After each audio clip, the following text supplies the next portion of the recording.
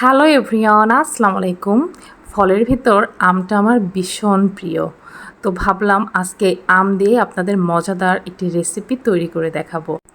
আশা করি আপনাদের অনেক বেশি ভালো লাগবে। তো চলুন আমরা দেখে নিই মজাদার রেসিপিটি বানাতে আমাদের কি কি লাগছে। এখানে আমি 1.5 কাপ আম নিয়েছি, 1 কাপের একটু কম, আর নিয়েছি হাফ কাপ পানি, আর নিয়েছি 1/4 কাপ গুঁড়া দুধ।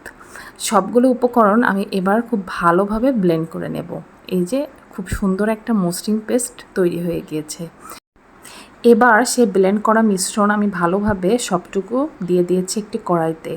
এবার এর ভিতরে আমি সামান্য লবণ দিয়েছি। আমার আসলে মিষ্টি জাতীয় খাবারে সামান্য লবণ না দিলে ভালো লাগে না। আর দিয়েছি 1/4 কাপ চিনি। আমার আমটা যেহেতু ভালোই মিষ্টি ছিল, এই জন্য আমি চিনিটা আমার স্বাদ অনুযায়ী দিয়েছি। আপনারা মিষ্টি বাড়িয়ে কমিয়ে অবশ্যই দিতে পারবেন, আসলে এটা আমের মিষ্টির উপরে ডিপেন্ড করে। তো এই যে আমার সেই মিশ্রণটি ভালোভাবে ফুটে এসেছে, এই পর্যায়ে আমি এটার ভিতর হাফ কাপ চালের গুঁড়া দিয়েছি। আপনারা চাইলে এখানে ময়দাও ইউজ করতে পারবেন।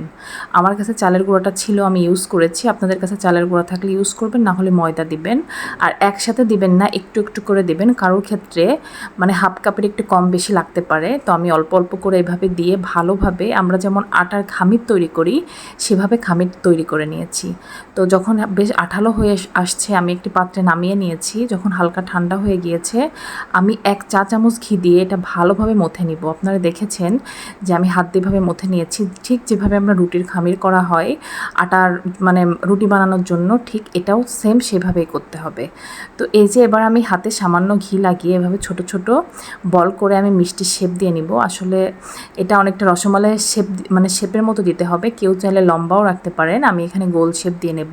কেউ চাইলে স্কোয়ার, এটা ইচ্ছা, আসলে শেপটা যার যার ইচ্ছা মতো দেবে। আমার কাছে গোলটাই ভালো লাগে, এজন্য আমি গোল করে সবগুলো মিষ্টি এভাবে হাতে আপনারা তেল বা ঘি যে কোনো একটা মাখিয়ে নেবেন, তাহলে মিষ্টিগুলো বানাতে অনেক বেশি ইজি হবে। তো এই যে আমি খুব সুন্দরভাবে এভাবে মিষ্টিগুলো শেপ দিয়ে নিব। আর হচ্ছে আমার মিষ্টিগুলো দেখুন কতটা পারফেক্ট হয়েছে, একেবারে মসৃণ হয়েছে। যখন দেখবেন যে আপনাদের মিষ্টিগুলো এরকম মসৃণ হবে বানানোর সময়, তাহলেই ভাববেন যে খামিরটি একেবারেই পারফেক্ট ছিল। আর এখানে নিয়েছি আমি মেজারমেন্ট কাপের 3 কাপ দুধ, আর দিয়েছি 1/4 কাপ গুঁড়া দুধ। আসলে গুঁড়া দুধটা দিলে ফ্লেভারটা অনেক সুন্দর আসে। আবারও দিয়ে দিয়েছি 1/4 কাপ চিনি। আসলে আমি যেহেতু একবার চিনিটা ইউজ করেছি মিষ্টির খামিরের ভেতরে, এই জন্য আমি এখানে মিষ্টিটা কম করেই দিয়েছি। আবারও বলছি, মিষ্টির আসলে একজ্যাক্ট কোনো মাপ নাই, আপনাদের স্বাদ অনুযায়ী চিনিটা দিবেন। আর এখানে আমি ফ্লেভারের জন্য দিয়েছি প্রায় 1/4 চা চামচ মতো এলাচের গুঁড়া। আপনারা চাইলে এখানে আস্ত এলাচটা ইউজ করতে পারেন, আমার কাছে যেহেতু গুঁড়া করা ছিল আমি সেটা ইউজ করেছি। এবার দুধটা যখন ভালোভাবে ফুটে আসবে, 1-2 বার বলক আসার পরে আমি সেই বানিয়ে রাখা মিষ্টিগুলো এখানে দিয়ে দিব। অবশ্যই এটা খেয়াল রাখবেন, মিষ্টিগুলো কিন্তু বলক আসার পরেই দিতে হবে। তো এই যে আমি মিষ্টিগুলো এবার দিয়ে দিব, আর মিষ্টিগুলা একটু ঢেকে রান্না করতে হবে, আবার বারবার মানে ঢাকনা সরিয়ে নাড়িয়ে দিতে হবে। একটু ঢাকবেন, একটু আগলা করবেন। এইভাবে আমি মোটামুটি 10 থেকে 15 মিনিট রান্না করে নিব। তো এই যে দেখুন আমি এভাবে ঢেকে ঢেকে মিষ্টিগুলো রান্না করে দিচ্ছি। অবশ্যই ঢাকনাটা বারবার সরিয়ে দিতে হবে, আসলে মিষ্টিটা অনেক বেশি উতলিয়ে যায়। আমি একটু ঢাকতেছি, একটু খুলতেছি, এইভাবে আমি মিষ্টিটা অনবরত নেড়ে চেড়ে জায়গায় দাঁড়িয়ে থেকে রান্না করে নিয়েছি। আর এখানে দিয়েছি হাফ চা চামচ অরেঞ্জ ফুড কালার। আসলে এটা যেহেতু আমের রসবড়ি, তো সেই ক্ষেত্রে একটু আমের লুক আনার জন্য আমি এখানে মানে ফুড কালারটা ইউজ করেছি। আপনারা চাইলে স্কিপ করতে পারেন, আসলে ফুড কালারটা দিলে দেখতে সুন্দর লাগে। তো এই যে মিষ্টিটা আমার হয়ে গিয়েছে, এখন আমি ঢেকে রেখে দিয়েছিলাম রেস্টে। যখন মিষ্টিটা পুরোপুরি ঠান্ডা হয়ে এসেছে, আমি এখন একটি সার্ভিং ডিশে এটা সার্ভ করে নিব। দেখুন মালাইটা কতটা বেশি ইয়ামি হয়েছে, আর মিষ্টিটাও মাশাআল্লাহ অনেক সফট হয়েছে, আপনারা দেখলেই বুঝবেন। তো এখন আমি মিষ্টিটা নামিয়ে নিব। এখানেই কাজ শেষ না, এখনও আমাদের একটু কাজ বাকি আছে। মিষ্টিটা ডেকোরেশন করব। আসলে যে কোনো জিনিস রান্নার পরে যদি সুন্দরভাবে সাজানো যায়, খেতেও ভালো লাগে। আসলে চোখের দেখাটাই কিন্তু মেন সৌন্দর্য। যদি আপনার দেখতে ভালো লাগে তাহলে খেতেও ভালো লাগবে।